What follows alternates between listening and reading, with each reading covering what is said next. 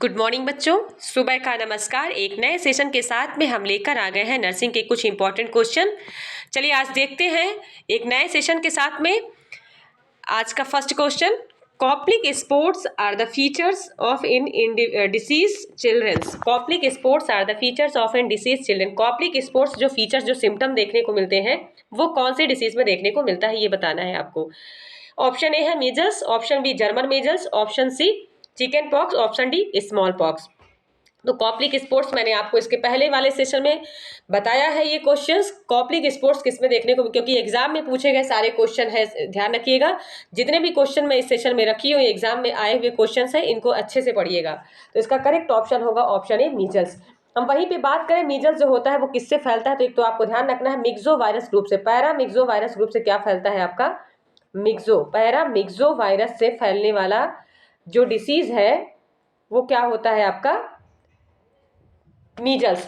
अब मीजल्स में स्पोर्ट्स कैसे बन जाते हैं, तो टंग में जीभ के अंदर में क्या होता है और पूरी बॉडी में रेडिश स्पॉट, बॉडी में रेडिश और वाइटिश स्पॉट्स किसमें बन जाता है, टंग के अंदर में। और ये जो स्पॉट्स बनते हैं स्पेशली रूप से कब बनता है, तो इसका इंक्यूबेशन पीरियड्स अगर देखें तो होता है 10 to 14 डेज। कितना होता है 10 to 14 डेज होता है मीजल्स का इंक्यूबेशन पीरियड। कितना टाइम होता है 10 to 14 डेज। लेकिन हाईली जो पीक पॉइंट होता है, अगर मान लीजिए क्वेश्चन इसमें घुमा के पूछ लिया कि peak point of the measles incubation period, तो जो इंक्यूबेशन पीरियड का पीक पॉइंट होता है, हाईली जो इन्फेक्शियस कंडीशन होती है वो होती है 10 डेज की। वहां पे आंसर जाएगा आपका 10 डेज। वहीं पे हम बात करें ऑप्शन जर्मन मीजल्स का, तो जर्मन मीजल्स क्या होता है, रुबेला वायरस से फैलने वाला होता है। किससे फैलता है आपका, रुबेला वायरस से। और रुबेला का दूसरा नाम होता है आपका जर्मन मीजल्स, रुबेला वायरस से फैलता है, ध्यान रखिएगा। जर्मन मीजल्स इसका दूसरा नाम होता है। वहीं पे हम बात करें इसका इंक्यूबेशन पीरियड, तो ये भी 10 to 14 डेज में फैलता है। इसका भी इंक्यूबेशन पीरियड उतना ही होता है आपका जितना मीजल्स का होता है। और इसमें डिफ्रेंशिएशन क्या होता है, ये भी आरएनए ग्रुप का वायरस होता है, ठीक है। टोगोविरिडाई फैमिली का होता है, ध्यान रखिएगा। किस फैमिली का होता है, टोगोविरिडाई फैमिली का ये वायरस होता है। ये सारी अलग अलग फैमिली से ये सारे वायरस बिलोंग करते हैं। आरएनए ग्रुप के सारे वायरस होते हैं। कौन से ग्रुप के होते हैं आपके, आरएनए ग्रुप के, ठीक है। जर्मन मीजल्स और मीजल्स क्या होता है आपका, आरएनए ग्रुप का वायरस होता है। लेकिन यहाँ पे जो चिकन पॉक्स और स्मॉल पॉक्स होता है, ये ध्यान रखिएगा, ये दोनों डीएनए ग्रुप के वायरस होते हैं। क्या होते हैं आपके, डीएनए ग्रुप के होते हैं। दोनों में डिफरेंशिएशन ध्यान रखिएगा। चिकन पॉक्स की बात करें तो चिकन पॉक्स कौन से वायरस से फैलता है, तो ध्यान रखिएगा चिकन पॉक्स फैलता है आपका वेरिसेला वायरस से, हर्पस जोस्टस वायरस जिसको बोलते हैं, वेरिसेला वायरस। वहीं पे बात करें इसका दूसरा नाम होता है herpes zoster virus, herpes zoster virus, ठीक है। ये क्या होता है आपका चिकन पॉक्स फैलता है। यहीं पे हम बात करें इसका इंक्यूबेशन पीरियड, तो इंक्यूबेशन होता है 10 to 21 डेज, 21 दिन का इसका ड्यूरेशन होता है। स्मॉल पॉक्स जो फैलता है वो किसके थ्रू फैलता है, वेरियोला। किसके थ्रू फैलता है आपका, वेरियोला वायरस के थ्रू फैलता है, वेरियोला वायरस, ठीक है। वेरियोला वायरस से फैलता है आपका स्मॉल पॉक्स। और 7 to 17 डेज होता है इसका इंक्यूबेशन पीरियड, 7 से 17 दिन का होता है। 7 to 17 डेज किसका इंक्यूबेशन पीरियड होता है, स्मॉल पॉक्स डिजीज का। समझ में आया। और ये दोनों डीएनए वायरस के ग्रुप के होते हैं। और मीजल्स और जर्मन मीजल्स कौन से ग्रुप का होता है, आरएनए ग्रुप का होता है, ये ध्यान रखिएगा। तो इसका करेक्ट ऑप्शन होगा ऑप्शन ए। कॉप्लिक स्पोर्ट्स जो दाने बढ़ते, जो पैचेस बनते हैं, जो आप बॉडी में पिगमेंटेशन बन जाता है, एक प्रकार का वर्ड बन जाता है, रेडिश पिगमेंटेशन और whitish spots in the tongue में, उसको हम बोलते हैं आपका क्या, कॉप्लिक स्पॉट्स उसको बोला जाता है। पूरी बॉडी में रेड स्पॉट बन जाएंगे, ठीक है, उसको बोलते हैं हम कॉप्लिक स्पॉट। समझ में आया। कॉप्लिक स्पॉट्स क्या होता है, red spot in the body, ठीक है। और ये किसके इन्फेक्शन की वजह से होता है, मीजल्स के इन्फेक्शन की वजह से होता है। मीजल्स की वैक्सीन कैसी होती है, तो मीजल्स की वैक्सीन लाइव वैक्सीन होती है, ध्यान रखिएगा। कैसी वैक्सीन होती है, ये लाइव वैक्सीन होती है। वहीं पे हम बात करें जो आपका मीजल्स वैक्सीन जो लगाई जाती है वो कब लगाई जाती है, तो 9 मंथ में लगाई जाती है। और 9 मंथ में विटामिन ए भी दिया जाता है, ये भी ध्यान रखिएगा। क्या दिया जाता है, विटामिन ए। तो विटामिन ए भी किसमें दिया जाता है आपका, 9 मंथ में दिया जाता है। ये सारे क्वेश्चन आप लोग ध्यान से पढ़िएगा, क्योंकि जितने भी क्वेश्चन ये लिए गए हैं ये सारे एग्जाम में पूछे जाने वाले क्वेश्चन है, ठीक है। तो नेक्स्ट क्वेश्चन हम देखेंगे, विच one is the commonest cause pleural effusion in young patients. Young patients में जो प्लूरल इफ्यूजन देखने को मिलता है, तो क्या लंग कैंसर देखने को मिलता है, या सिकिल सेल एनीमिया देखने को मिलता है, या टीबी देखने को मिलता है, या रिमेटॉइड अर्थराइटिस मिलता है। तो इसका करेक्ट ऑप्शन क्या होगा, इसका करेक्ट ऑप्शन होगा, ध्यान रखिए, इसका करेक्ट ऑप्शन होगा ऑप्शन सी। टीबी जो डिसीज होती है वो कैसी होती है, प्लूरल इफ्यूजन डिसीज होती है। लंग्स के प्लूरल कैविटी में जाके क्या होते हैं, कोलैप्स करते हैं, ये एल्वेलाई को कोलैप्स करते हैं, जिससे एयर का प्रॉपर रूप से एक्सेस नहीं हो पाता है, और ये माइकोबैक्टीरियम ट्यूबरकुलाई बैक्टीरिया से फैलने वाली डिसीज होती है। ठीक है, और यंग पेशेंट में सबसे ज्यादा कॉमनेस्ट प्रॉब्लम देखने को मिलती है टीबी डिसीज। वहीं पे हम बात करें सिकल सेल एनीमिया, तो सिकल सेल एनीमिया किसकी वजह से होता है, आरबीसी के डिफिशियंसी। इसमें आरबीसी क्या होने लगती है, अपना जो उसका स्ट्रक्चर जो है वो कैसा हो जाता है, हसिया का उसका स्ट्रक्चर हो जाता है, आरबीसी डिस्ट्रक्ट होने लगती है, वो कंडीशन क्या कहलाती है, सिकल सेल एनीमिया कहलाती है। लंग कैंसर की बात करें तो lung cancer most of the किस फ्लूरल का कोई रीजन नहीं है। लंग कैंसर तो स्पेशली रूप से किसकी वजह से होता है, स्मोकिंग की वजह से होता है। स्मोकिंग करने की वजह से क्या होता है, लंग कैंसर फैलता है। रिमोटाइड अर्थराइटिस क्या होता है, ज्वाइंट में इन्फ्लामेशन आ जाना, ज्वाइंट में जब इन्फ्लामेशन है, स्वेलिंग की वजह से जब फीवर आता है, ठीक है, हार्ट के रिदम में जब कोई प्रॉब्लम्स आती है, और ये किसकी वजह से होता है, ज्वाइंट्स में इन्फ्लामेशन। आर्थराइटिस वर्ड मतलब समझिएगा तो किससे रिलेटेड होता है आपका, आर्थराइटिस ज्वाइंट से रिलेटेड होता है, और आइटिस मतलब इन्फ्लामेशन, तो ज्वाइंट में इन्फ्लामेशन हो जाना, उसके कंडीशन की वजह से फीवर होना, इन्फेक्शन होना, ये सारी कंडीशन किसमें कहलाती है, रिमेटॉइड अर्थराइटिस में। ये ज्यादातर ओल्ड एज में देखने को मिलता है। क्वेश्चन को देख के ही और क्वेश्चन को समझ के ही आंसर में लगाइएगा, लंग कैंसर मत लगा के आ जाइएगा कि प्लूरल इफ्यूजन लंग कैंसर का रीजन होगा। लंग कैंसर स्पेशली रूप से स्मोकिंग का रीजन होता है, लेकिन कॉमनेस्ट प्लूरल इफ्यूजन का रीजन क्या होता है आपका, टीबी डिसीज होती है, ध्यान रखिएगा। नेक्स्ट इसमें देखिए ऑप्शन डी दिया हुआ है, लेकिन रॉन्ग आंसर है, ऑप्शन डी इसका नहीं होता है, इसका करेक्ट ऑप्शन होगा option C, TB. TB disease जो होती है वो क्या होती है, मोस्ट कॉमन कॉज होती है प्लूरल इफ्यूजन का, ध्यान रखिएगा। ठीक है, ऑप्शन सी है जिसमें टीबी डिसीज लिखा हुआ है। नेक्स्ट क्वेश्चन देखेंगे हम, द टर्म ऑफ ट्रिकोटिलोमैनिया। देखिए इसके पहले वाले सेशन में हमने ये पढ़ाया है कि द टर्म ऑफ ट्रिकोटिलोमैनिया, ट्रिकोटिलोमैनिया क्या है, क्योंकि ये क्वेश्चंस बार बार पूछे जाने वाले क्वेश्चन है, इसलिए मैंने इनको रख लिया है इसमें, तो ध्यान रखिएगा। इसलिए दोबारा पहले वाले सेशन में मैंने ये क्वेश्चन रखा है, और नेक्स्ट वाले सेशन में भी ये क्वेश्चन मैंने रख दिया है। तो ट्रिकोटिलोमैनिया मैंने इसके पहले बताया है आपको कि हेयर पुलिंग डिसऑर्डर, कैसा डिसऑर्डर होता है, यह एक एग्रेसिव बिहेवियर वाला पेशेंट्स होता है, इसमें मेंटली इल पेशेंट्स होता है, जिसमें क्या होता है, पर्सन क्या करता है, अपने बालों को खींचता है, बालों को उखाड़ता है सिर से, वो क्या होता है, हेयर ट्रिकोटिलोमैनिया डिसऑर्डर होता है। समझ में आया, वो क्या होगा आपका, देखिए ये कंडीशन क्या कहलाती है, ट्रिकोटिलोमैनिया कहलाती है। इसके पहले वाले सेशन में बताया है, इसलिए ज़्यादा इसमें हम समय नहीं लगाएंगे, तो इसका करेक्ट ऑप्शन होगा ऑप्शन ए। और सबको मालूम है सीरोटोनिन का लेवल क्या होता है, जब बढ़ जाता है, किसका लेवल बढ़ जाता है, सीरोटोनिन का लेवल बढ़ जाता है, तो ये कंडीशन क्या होती है, प्रॉब्लम देखने को मिलती है, और यह एक मेंटली डिसऑर्डर होता है। वहीं पर हम बात करें स्लीप डिसऑर्डर, इंसोम्निया और हाइपरसोमिया की जो प्रॉब्लम होती है वो होती है स्लीप डिसऑर्डर। ईटिंग डिसऑर्डर क्या होता है, ईटिंग डिसऑर्डर आपका पाइका हो गया, जैसे कि ठीक है, आपका एनरोक्सिया नर्वोसा हो गया, बुलिमिया नर्वोसा हो गया, चाइल्डहुड डिसऑर्डर जैसे कि ऑटिज्म हो गया, ये सारे हिस्टीरिया वाला बच्चा हो गया, वो क्या होता है आपका चाइल्डहुड डिसऑर्डर होता है। समझ में आया। नेक्स्ट क्वेश्चन देखेंगे हम, a boy has a IQ, a boy has a IQ at 45 he should be classified. ठीक है, इसमें पूछा जा रहा है कि एक लड़का है, उसका IQ लेवल कितना है, 45 है, 45 है, और ये माइल्ड मॉडरेट में आएगा कि मॉडरेट मेंटल रिटार्डेशन में आएगा कि प्रोफाउंड में आएगा, या तो सीवियर मेंटल रिटार्डेशन में आएगा, ये कौन सी कंडीशन में आएगा ये आपको बताना है। तो आपको सबसे पहले हम बता दें कि जो मेंटल रिटार्डेशन का डेफिनेशन है किसने दिया था, ग्रासमैन ने दिया था। ग्रासमैन ने दिया था, कब दिया था, 1983 में दिया था। इसको डिफाइन किया था उन्होंने, और इसमें कंडीशन उन्होंने बताई थी mild moderate severe profound, severe और प्रोफाउंड। ठीक है, माइल्ड मॉडरेट सीवियर और प्रोफाउंड। मैं आपको बता दूं ये जो कंडीशन है, मेंटल रिटार्डेशन किसको बोला गया है, मंद बुद्धि वाला। ठीक है, मेंटल रिटार्डेशन मतलब मंद बुद्धि वाला पर्सन। तो मेंटल रिटार्डेशन किसको बोला गया है, जिसका नॉर्मल 70 से अगर बिलो है, उसका IQ लेवल जो इंटेलिजेंसी क्वेश्चंस होता है, ध्यान रखिएगा, IQ लेवल मतलब होता है इंटेलिजेंसी। इंटेलिजेंसी क्वेश्चन जो होता है, नॉर्मल पर्सन का तो जो IQ लेवल होता है वो कितना होता है, 70 से 80 90 के बीच में होता है, लेकिन 100 से एबव गया अगर, तो वो एक जीनियस पर्सनालिटी वाला पर्सन होता है। और मान लीजिए किसी का 120 जाता है या 150 जाता है या 160 जाता है, तो वो साइंटिस्ट कहलाएगा। क्यों, क्योंकि ऐसा जो broad mind of IQ level है वो ज़्यादातर मोस्ट ऑफ द साइंटिस्ट लोगों का ही होता है। ठीक है, उनका ही IQ लेवल ज़्यादा देखने को मिलता है, 100 से एबव वाले जो होते हैं। तो हम वहीं पे बात करें कंडीशन की, बता दें आपको, तो इसमें क्या पूछा गया है, 45। तो जो 45 होता है IQ लेवल आपका, वो होता है मॉडरेट मेंटल रिटार्डेशन। हम आपको थोड़ा सा इसका फॉर्मेट बता देते हैं। सबसे पहले आता है आपका माइल्ड, पहला आता है माइल्ड, सेकंड आता है आपका मॉडरेट, दूसरा आता है आपका माइल्ड, मॉडरेट, सीवियर और लास्ट आता है आपका प्रोफाउंड। तो वहीं पे अगर हम बात करें माइल्ड, मॉडरेट, सीवियर और प्रोफाउंड, 4 कंडीशन होती है। मैं इसमें आपको एवरेज बता देती हूँ कितना होता है।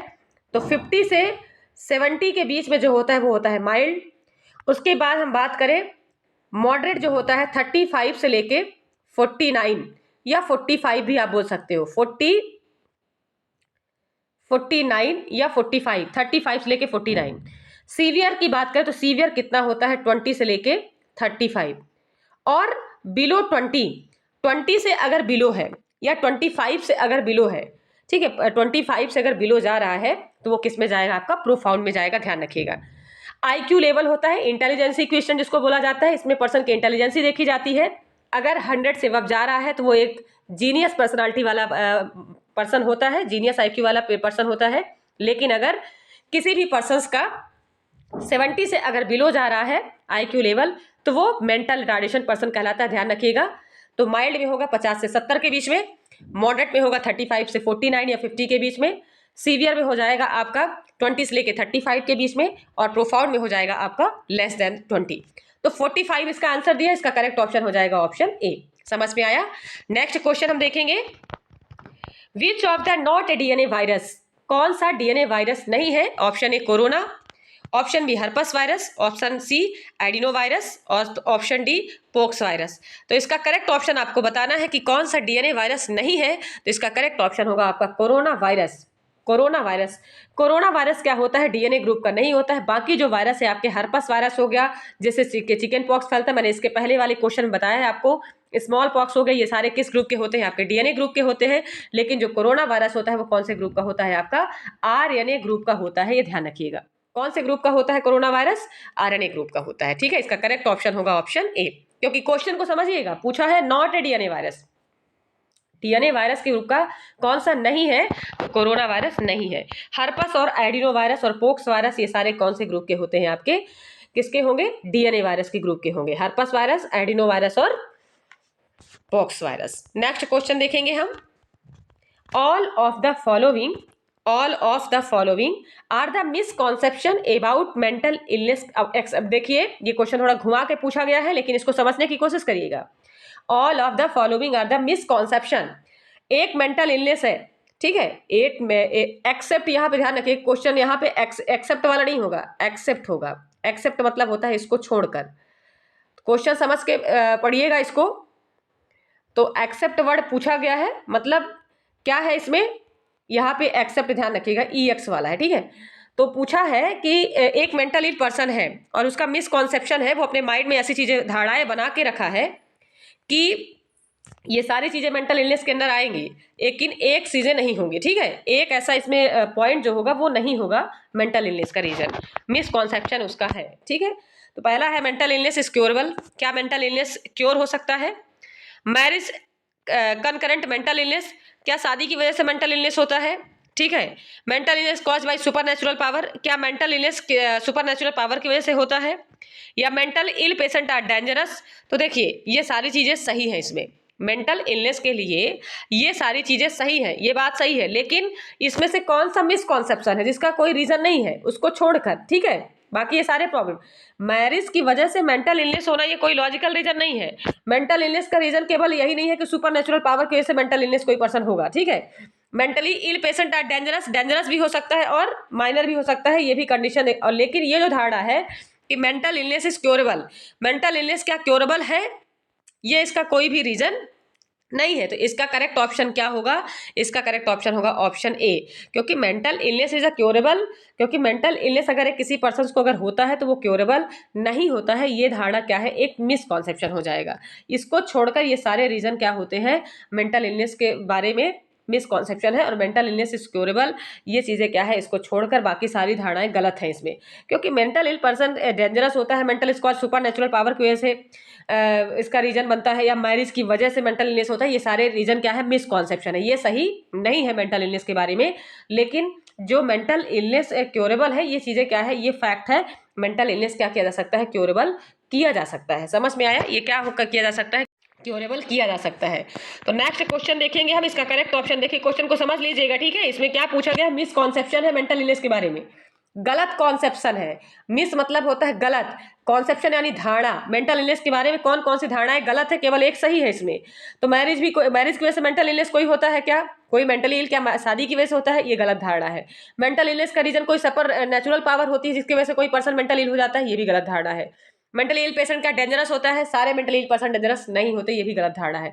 लेकिन मेंटली इल पर्सन क्योर हो सकता है, ये चीजें सही है। तो केवल एक को छोड़कर क्या है, सारी चीजें मिसकॉन्सेप्शन वाली है। समझ में आ गया होगा। नेक्स्ट क्वेश्चन देखेंगे हम। The International Council of Nursing first adopted Code of Ethics in which year? International Council of Nursing जो Code of Ethics जो आपका ICN हो गया, इंटरनेशनल बोलना चाहिए, इंटरनेशनल काउंसिल ऑफ नर्सिंग, इसको हम बोलेंगे ICN, शॉर्ट नेम है। ICN जो है आपका इंटरनेशनल काउंसिल ऑफ नर्सिंग है, वो अडॉप्ट किया गया था कब? आपका कोड ऑफ एथिक्स, तो इसका करेक्ट ऑप्शन होगा 1953 में। 1953 में ये अडॉप्ट किया गया था। वहीं पे हम बात करें 1951 में, तो 1951 फर्स्ट 5 ईयर प्लान जो स्टार्ट हुआ था 1951 से ही क्या किया गया था, फर्स्ट 5 ईयर प्लान जो स्टार्ट किया गया था वो 1951 में ही क्या किया गया था, स्टार्ट किया गया था।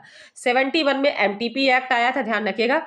और 1942 का कोई ऐसा अभी स्पेसिफिक रूप से कोई ऐसा फैक्ट नहीं आया हुआ है कि जो लॉन्च हुआ है, जबकि इसमें 1947 होता, तो 1947 आपका क्या आया था, जो आपका इंडियन नर्सिंग काउंसिल जो आपका लॉन्च हुआ था वो भी क्या हुआ था, आपका 47 में आया हुआ था। वहीं पे हम बात करें इंडियन नर्सिंग काउंसिल, सॉरी 47 में नहीं, इंडियन नर्सिंग काउंसिल आया है 73 में, ध्यान रखिएगा। इंडियन नर्सिंग काउंसिल जब कब आया है, 1973 में आया है। ये हो गया इंटरनेशनल काउंसिल ऑफ नर्सिंग। और इंडियन नर्सिंग INC कब आया है, इंडियन नर्सिंग काउंसिल कब आया है, तो 1973 में आया है। 71 में क्या है आपका, medical termination of pregnancy MTP act जो आया है वो कब आया है, 71 में आया है। समझ में आ गया। तो इसका करेक्ट ऑप्शन क्या होगा, ऑप्शन ए। ठीक है, नेक्स्ट क्वेश्चन देखेंगे हम। देखिए ये क्वेश्चन थोड़ा सा मैं बना के एक क्वेश्चन पेपर में पूछा गया था, इन चीजों को इसलिए हमने मेंशन किया है, तो ध्यान रखिएगा। Match of the first with list यहाँ पे होना चाहिए। फर्स्ट लिस्ट और सेकंड लिस्ट को हमने क्या किया है, इसको मैच किया है, तो आपको बताना होगा इसका करेक्ट ऑप्शन क्या होगा। ठीक है, तो डॉट्स सभी को मालूम है, ए का आंसर सबसे पहला हो जाएगा बी। ठीक है, पहला वाला क्या हो जाएगा, बी। ठीक है, फिर JSY जननी सुरक्षा योजना कब लॉन्च हुई थी, सभी को मालूम है, 2005 में। कब लॉन्च हुई, 2005 में जननी सुरक्षा योजना। और इसका स्पेसिफिक जो एम था, जो ऑब्जेक्टिव था, वो था promote for the institutional delivery. Institution के अंदर में या किसी मेडिकल कॉलेज या तो फिर से CSC PSC या किसी इंस्टीट्यूशन में डिलीवरी को प्रमोट किया जाए, कि वहीं पे डिलीवरी किया जाए, ताकि मैटरनल मोर्टेलिटी रेट और इन्फेंट मोर्टेलिटी रेट को क्या किया जाए, प्रिवेंट किया जाए। किसको, इन्फेंट मोर्टेलिटी रेट को और मैटरनल मोर्टेलिटी रेट को क्या किया जाए, प्रिवेंट किया जाए, रोका जा सके। इसलिए जननी सुरक्षा योजना का स्पेसिफिक जो ऑब्जेक्टिव था, जो उद्देश्य था चलाने का, प्रमोशन ऑफ इंस्टीट्यूशनल डिलीवरी का था। फिर वहीं पे हम बात करें मिशन इंद्रधनुष कब लॉन्च हुआ, तो 25 दिसंबर, कब, 25 दिसंबर 2014 में। 2014 में आपका क्या हुआ था, मिशन इंद्रधनुष क्या किया गया था, लॉन्च किया गया था। ध्यान रखिएगा कब लॉन्च किया गया था, 25 दिसंबर 2014 में। और ICDS आपका कब लॉन्च किया गया था, ये ध्यान रखिएगा, 1975 में। स्पेशली रूप से ICDS प्रोग्राम 2 to 6 ईयर, मतलब 1 से लेके 6 साल तक के बच्चे को क्या करना था, इम्यूनाइजेशन और उसके हेल्थ को प्रमोट करने के लिए ICDS प्रोग्राम चलाया गया था। ठीक है, इसी के अंडर में आपका स्कूल हेल्थ प्रोग्राम और बालवाड़ी प्रोग्राम सब ICDS प्रोग्राम के साथ में क्या किए गए थे, इसको प्रमोट करने के लिए, उसको बढ़ावा देने के लिए ये प्रोग्राम क्या किया गया था, चलाया गया था। इसका मतलब होता है integrated child development service. ICDS का फुल फॉर्म क्या है, इंटीग्रेटेड चाइल्ड डेवलपमेंट सर्विस। तो स्पेशली रूप से किसके लिए था ये, supplementary nutrition for the children को न्यूट्रिशन प्रोवाइड करने का काम किसका था, ICDS का था। तो समझ में आ गया होगा। मिशन इंद्रधनुष कब चलाया गया था, तो 2014 में चलाया गया था। समझ में आ गया होगा आपको कि मिशन इंद्रधनुष कब चलाया गया, 25 दिसंबर को। देखिए क्लियर समझ में नहीं आ रहा था, इसलिए मैंने इसको हटा दिया है। तो अब आप इसका ऑप्शन बताइए। तो सबसे पहले मैंने आपको बताया था डॉट्स जो है, तो डॉट्स कौन से नंबर पे है, बी नंबर पे है। ठीक है, तो ए वाला ऑप्शन देखिए, ए में लिखा हुआ है बी, ACD, ABCD, बी वाला ऑप्शन हो गया, सी वाला हो गया DCBA, या डी वाला हो गया ACBD। इसका करेक्ट ऑप्शन होगा ऑप्शन ए, क्योंकि देखिए डॉट्स जो है ट्रीटमेंट फॉर टीबी के लिए होता है, जिसका फुल फॉर्म होता है डायरेक्ट ऑब्जर्व शॉर्ट ट्रीटमेंट। क्या होता है डॉट्स का full form? Direct observe short treatment. ये क्या होता है ट्रीटमेंट का, सॉरी टीबी के लिए ये यूज किया जाता है, ये थेरेपी यूज की जाती है। JSY क्या होता है? इंस्टीट्यूशनल डिलीवरी को प्रमोट करता है। मिशन इंद्रधनुष किसके लिए होता है? इम्यूनाइजेशन फॉर चिल्ड्रंस के लिए चलाया गया था ये। और ICDS प्रोग्राम किसके लिए चलाया गया था? आपका सप्लीमेंट्री न्यूट्रिशन। इसका करेक्ट ऑप्शन होगा ऑप्शन ए। ऐसे क्वेश्चन भी एग्जाम में पूछे जाते हैं, ध्यान रखिएगा, ठीक है। नेक्स्ट क्वेश्चन हम देखेंगे, all of the following are come under personal hygiene except. इसमें पूछा गया है कि ये सारे ऑप्शन जो दिए हुए हैं पर्सनल हाइजीन के हैं, ठीक है, केवल एक को छोड़कर। तो oral hygiene, bathing, saving, wound dressing. तो सभी को मालूम है पर्सनल हाइजीन के ओरल हाइजीन भी करना, ओरल यानी माउथ को क्लीन करना, ठीक है, टीथ को क्लीन करना, बाथिंग नहाना, या सेविंग करना। तो ये सारे जो हाइजीन के मतलब बोलना चाहिए कि सारे किसमें आते हैं? आपके पर्सनल हाइजीन के अंडर में आते हैं। लेकिन जो वुंड ड्रेसिंग होता है, इसका करेक्ट ऑप्शन होगा ऑप्शन डी, वुंड। यहाँ पे एक्सेप्ट वर्ड होगा, ध्यान रखिएगा, EXC वाला होगा। एक्सेप्ट मतलब होता है छोड़कर। तो वुंड ड्रेसिंग क्या होता है? जब किसी को वुंड या ट्रोमा हो जाता है, जब किसी पर्सन की ड्रेसिंग करने के लिए जाते हो, कोई एक्सीडेंटल पर्सन आ गया हॉस्पिटल में, जैसे कोई किसी को बैंडेज करना है या ड्रेसिंग करना है, उसके वुंड को ठीक करना है, तो उसके लिए हम क्या करते हैं? ड्रेसिंग करते हैं। तो वो क्या कहलाता है? हमारा वुंड ड्रेसिंग कहलाता है। और वुंड ड्रेसिंग किसी पर्सनल हाइजीन में नहीं आता है, वो होता है, वो किसके लिए होता है? वो आता है ट्रीटमेंट के अंदर आता है आपका, जिसमें आप ड्रेसिंग करते हो और पेशेंट को ट्रीट करने के लिए, ताकि वो प्रॉपर तरीके से क्या हो सके, उसका जो ब्लीडिंग, मान लीजिए कि ब्लीडिंग हो रही है, तो उसको भी स्टॉप करने के लिए आप करते हो, और उस वुंड को, उस घाव को रिपेयर होने के लिए भी क्या करते हो? ड्रेसिंग करते हो। समझ में आया? उस वुंड को रिपेयर होने के लिए भी ड्रेसिंग करते हो, या तो कोई ओपन वुंड ना रहे, खुला ना रहे, ताकि कोई इन्फेक्शन ना हो, इसके लिए हम क्या करते हैं? वुंड में ड्रेसिंग करते हैं। तो इसका करेक्ट ऑप्शन होगा ऑप्शन डी। वहीं पे हम बात करें next question, earliest feature of vitamin A deficiency is. कौन सा फीचर्स होता है? अर्लीस्ट फीचर्स क्या होता है विटामिन ए डिफिशियंसी का? देखो रीजन तो सभी है इसमें, विटामिन ए के डिफिशियंसी के रीजन सभी है, निक्टोलेपिया, किराटोमलेशिया, हाइफीमा, ड्राइनेस ऑफ कंजक्टाइवा। निक्टोलेपिया, किराटोमलेशिया, हाइफीमा, ये सारे रीजन है, ये ध्यान रखिएगा, ये सारे रीजन है। लेकिन इसमें पूछा जा रहा है कि इसका करेक्ट ऑप्शन क्या होगा? तो इसका करेक्ट ऑप्शन होगा ऑप्शन ए, निक्टोलेपिया। क्योंकि अर्लीस्ट फीचर, जल्दी जल्दी जो फीचर दिखने लगता है विटामिन ए की डिफिशियंसी का, जल्दी, अर्लीस्ट मतलब होता है जल्दी, लेट यानी होता है देर में, देरी से कोई फीचर अगर दिखता है वो होता है बेटा, तो जो आपका जेरोफ्थैल्मिया होता है, नाइट ब्लाइंडनेस हो गया, तो नाइट ब्लाइंडनेस को ही हम बोलते हैं निक्टोलेपिया। इसका दूसरा नाम होता है नाइट ब्लाइंडनेस। नाइट ब्लाइंडनेस का दूसरा नाम होता है निक्टोलेपिया, ध्यान रखिएगा। नाइट ब्लाइंडनेस का दूसरा नाम होता है निक्टोलेपिया। नाइट ब्लाइंडनेस का ही दूसरा नाम क्या है? निक्टोलेपिया। रात में जिस पर्सन को दिखाई नहीं देता है वो कहलाता है निक्टोलेपिया। किराटोमलेशिया मतलब होता है softening of cornea, cornea soft हो जाती है, ड्राई हो जाती है। और हाइफीमा मतलब होता है आंख में खून का जम जाना, किसमें? Blood in the eye, blood in eye, eye में क्या हो जाना? खून का जम जाना, थक्का बन जाना, क्लॉट हो जाना, क्लॉट ब्लड, ठीक है, क्लॉट ब्लड। क्लॉट ब्लड मतलब ब्लड क्या होता है? आंखों में जम जाता है, उसको हम बोलते हैं हाइफीमा, ठीक है। और ड्राइनेस ऑफ कंजक्टाइवा, ये सारे रीजन किस में देखने को मिलते हैं? आपके अर्लीस्ट, सॉरी, विटामिन ए की डिफिशियंसी की वजह से होता है। लेकिन जो अर्लीस्ट फीचर होता है वो क्या होता है? आपका करेक्ट ऑप्शन होगा ऑप्शन ए, निक्टोलेपिया, नाइट ब्लाइंडनेस जिसको बोला जाता है। समझ में आया? चलिए नेक्स्ट क्वेश्चन देखेंगे, in following which one is Cooley anemia? Cooley anemia, option है leukemia, thalassemia, sickle cell shaped anemia, iron deficient anemia. देखिए ये वाला जो क्वेश्चन है इसके पहले वाले सेशन में भी लिया है, लेकिन इसमें थोड़ा सा पहले वाले सेशन में ये मिस्टेक हो गया था। थैलेसीमिया क्लॉटिंग डिसऑर्डर नहीं होता है, ध्यान रखिएगा, ये एक जेनेटिक कंडीशन होता है, उसमें थोड़ा मिस्टेक हुआ है एक्सप्लेनेशन में, तो ध्यान रखिएगा। ये जो कैसे कंडीशन होता है आपका, एक जेनेटिक हेरिडिटरी होता है। हेरिडिटरी मतलब एक पेरेंट से बच्चों में कन्वर्ट होने वाला, मतलब एक जनरेशन से लेके दूसरे जनरेशन में जेनेटिक कंडीशन होता है। और कूलीज एनीमिया जो फील होता है बच्चे में, तो किसकी वजह से होता है? थैलेसीमिया। इसका करेक्ट ऑप्शन होगा थैलेसीमिया। और ये किसकी वजह से होता है? बीटा थैलेसीमिया भी इसका दूसरा नाम हम बोलते हैं। थैलेसीमिया का एक प्रकार का सीवियर फॉर्म होता है, सबसे डेंजरस वाला जो थैलेसीमिया होता है यही बीटा थैलेसीमिया होता है, और जेनेटिक कंडीशन होता है। और इसमें होता क्या है, ध्यान रखिएगा, तो एबनॉर्मल हीमोग्लोबिन, या बोलना चाहिए जो आरबीसी होती है वो डिस्ट्रक्ट होने लगती है, टूटने लगती है, खत्म होने लगती है, ठीक है। एबनॉर्मल, इसमें होता क्या है, एबनॉर्मल हीमोग्लोबिन बनने लगता है, ठीक है, एबनॉर्मल हीमोग्लोबिन प्रोड्यूस होने लगता है। एबनॉर्मल हीमोग्लोबिन क्या होता है आपका, प्रोड्यूस होने लगता है। और क्या रीजन क्या बनता है इसमें, आरबीसी क्या होती है, डिस्ट्रक्ट होने लगती है, टूटने लगती है, ब्रेक डाउन होने लगती है। और उस कंडीशन को हम क्या बोलते हैं, उस एनीमिया को हम बोलेंगे थैलेसीमिया। ल्यूकेमिया एक प्रकार का ब्लड कैंसर होता है, जो मैंने बताया था। बच्चों में मोस्ट ऑफ द पाया जाने वाला जो कैंसर होता है वो कौन सा होता है, ल्यूकेमिया होता है, ध्यान रखिएगा। इसका दूसरा नाम होता है ब्लड कैंसर, क्योंकि इसमें डब्ल्यूबीसी की संख्या, एबनॉर्मल डब्ल्यूबीसी बनने लगता है ल्यूकेमिया के अंदर। क्या बनने लगता है, एबनॉर्मल डब्ल्यूबीसी, ठीक है। सिकल सेल एनीमिया हमने आपको बताया था कि आरबीसी इसमें क्या होती है, हसियाकार शेप में हो जाती है, उसको हम सिकल सेल एनीमिया बोलते हैं। आयरन डेफिशिएंसी की वजह से मेगालोब्लास्टिक एनीमिया होता है। तो इसका करेक्ट ऑप्शन होगा, ध्यान रखिएगा, जो कूली एनीमिया होता है। कूली एनीमिया मतलब कूल यानी होता है ठंडा फील होता है बॉडी में, तो ऐसा एनीमिया किसमें होता है आपका, थैलेसीमिया में। क्यों, क्योंकि उसमें हीमोग्लोबिन का लेवल एबनॉर्मल रूप से प्रोड्यूस होने लगता है। समझ में आया, इसलिए ये सिम्टम देखने को मिलता है।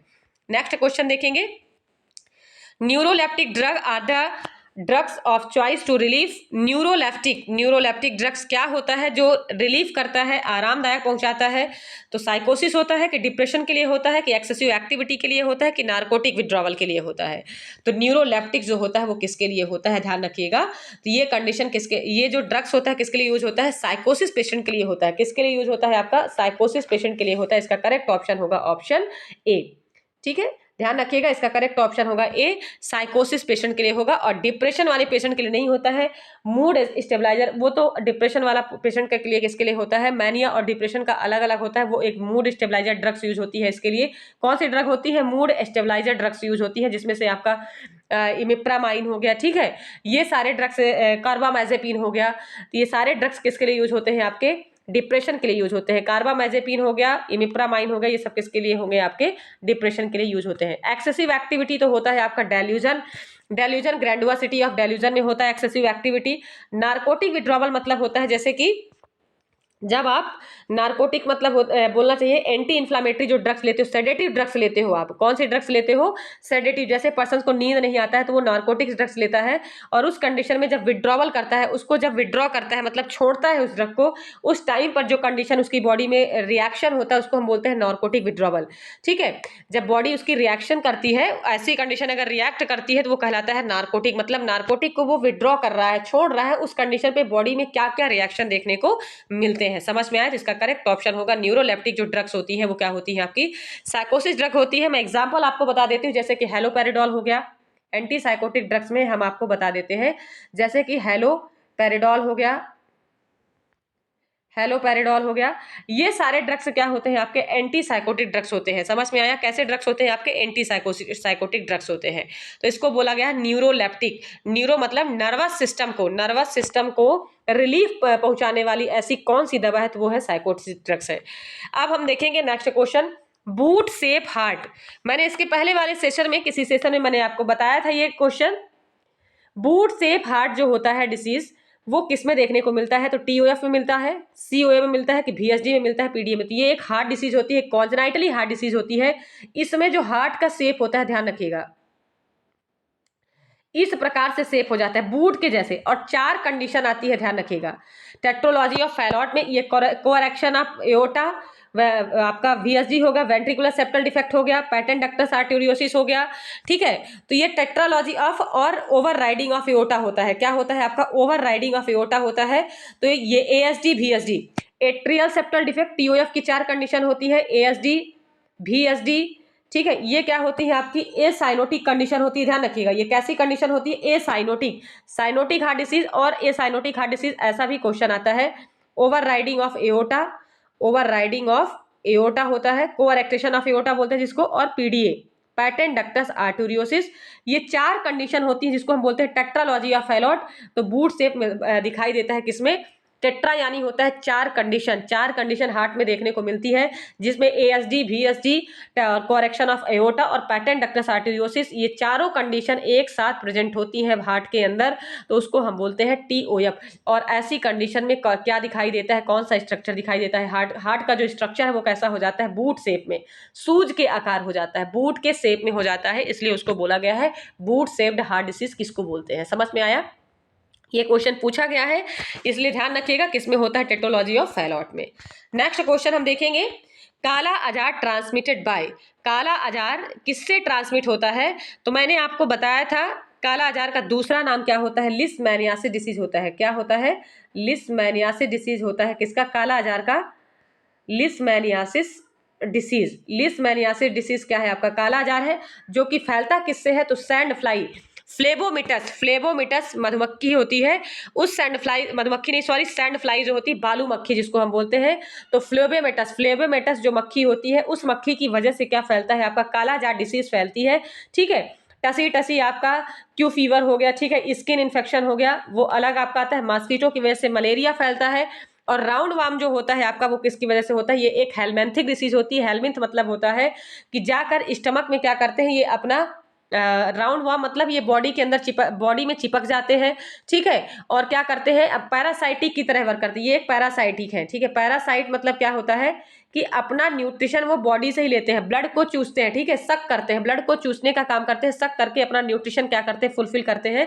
तो राउंड वार्म ऐसे क्या कहलाते हैं? जो अपना न्यूट्रिशन किससे लेते हैं? दूसरे पर्सन से क्या करते हैं? ब्लड को सक करके कंप्लीट करते हैं, वो क्या कहलाता है? आपका राउंड वार्म इन्फेक्शन। और ये हेलमिंथ ग्रुप के होते हैं। समझ में आया? कौन से ग्रुप के? हेलमिंथ। तो काला आजार किससे फैलता है? सैंड फ्लाई से। और इसका दूसरा नाम क्या है? लिस्टमैनियासिस डिसीज होता है, ये भी ध्यान रखिएगा। दूसरा नाम क्या है इसका? लिस्टमैनियासिस डिसीज। ठीक है, ये भी क्वेश्चन में पूछा गया है कि काला आजार का दूसरा नाम क्या है? तो लिस्टमैनियासिस डिसीज होता है। नेक्स्ट क्वेश्चन देखेंगे हम। देखिए वही क्वेश्चन आ गया जो मैंने अभी आपको बताया, विच of the following disease caused by helminth. Helminth फैलने वाला कौन से ग्रुप का, मतलब जो डिसीज फैलता है हेलमिंथ से, तो वो कौन सा होता है? तो अमीबियासिस होता है, या हेपेटाइटिस ए होता है, बैसिलरी डिसेंट्री होता है, या राउंड वार्म होता है, जिसका करेक्ट ऑप्शन होगा ऑप्शन बी। राउंड वार्म जो होता है वो हेलमिंथ के थ्रू क्या होता है? ये डिसीज फैलने वाला होता है। और अमीबियासिस वगैरह क्या होता है? जो डायरिया को कॉज करता है, आपका एंटी अमीबा हिस्टोलिटिका जो डायरिया को कॉज करता है वो होता है अमीबियासिस डिसीज। ठीक है, किसको कॉज करेगा? डायरिया को। हिपेटाइटिस ए क्या होता है? आपका इन्फ्लामेशन ऑफ लीवर, जो कि फीको ओरल रूट से फैलता है। ध्यान रखिए, किससे फैलता है? आपका इन्फेक्टेड वाटर से फैलता है। फीको ओरल रूट से फैलने वाला आपका हिपेटाइटिस ए होता है। और जो क्या करता है? लीवर में जाके इन्फेक्शन कॉज करता है, और लीवर क्या होता है? पूरी तरह से स्वेल्ड हो जाता है। इन्फ्लामेशन ऑफ लीवर जिसको हम बोलते हैं वो होता है हिपेटाइटिस ए। बैसिलरी डिसेंट्री क्या होता है? जिसमें डिसेंट्री डिसीज होती है। ठीक है, और डिसेंट्री क्या करता है? जाके इंटेस्टाइन में इन्फेक्शन को कॉज करता है, तो ब्लडी स्टूल पास होता है। डिसेंट्री में क्या होता है? ब्लड, स्टूल के साथ में ब्लड आता है। ठीक है, डायरिया में तो डायरिया क्या होता है? आपका वाटरी फॉर्म में स्टूल पास होता है, और इसमें क्या होता है? Blood stool, bloody stool pass होता है किसमें? डिसेंट्री में। ठीक है, ब्लडी स्टूल किसमें पास होता है? आपका डिसेंट्री में, तो वो बैसिलरी डिसेंट्री होता है। और यहाँ पे हेलमिंथ की वजह से जो डिसीज फैलती है वो क्या होती है? आपकी राउंड वार्म डिसीज होती है। समझ में आया? राउंड वार्म इन्फेक्शन होता है वो। नेक्स्ट क्वेश्चन हम देखेंगे, एवरेज ऑफ प्लेसेंटा। प्लेसेंटा का एवरेज कितना होता है? ध्यान रखिएगा, तो ये आपको बताना है प्लेसेंटा का एवरेज कितना होता है। ऑप्शन ए है 900 ग्राम, ऑप्शन बी 500 ग्राम, ऑप्शन सी 600 ग्राम, ऑप्शन डी 700 ग्राम। तो प्लेसेंटा का एवरेज कितना होता है ये आपको बताना है। तो प्लेसेंटा देखिए, important role of the pregnancy, pregnancy में बच्चे के लिए टोटल ग्रोथ और डेवलपमेंट के लिए हेल्प करता है कौन? Placenta. Fulfilment of nutrition, nutrition का फुलफिलमेंट बेबी के लिए कौन करता है? प्लेसेंटा करता है।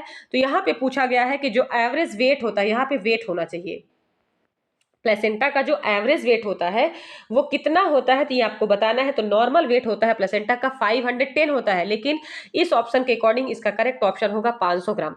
मैं कुछ इंपॉर्टेंट फैक्ट इसमें आपको बताऊंगी, जिसमें आप ध्यान दीजिएगा और ध्यान से सुनिएगा। देखिए वहीं पे हम बात करें 900 ग्राम किसका होता है? यूट्रस का। यूट्रस का कैसे? नॉर्मल यूट्रस का वेट तो होता है देखिए 60 ग्राम। अगर हम बात करें यूट्रस का वेट, नॉर्मल यूट्रस का, ठीक है, लेकिन आफ्टर प्रेगनेंसी, प्रेगनेंसी के बाद यूट्रस का वेट कितना होता है? तो मैंने आपको बताया था, फर्स्ट ट्राइमेस्टर, सेकंड ट्राइमेस्टर और थर्ड ट्राइमेस्टर। फर्स्ट ट्राइमेस्टर में 1 kg वेट बढ़ता है, सेकंड में आपका 5 kg वेट बढ़ता है, और थर्ड में आपका कितना बढ़ता है? 5 kg।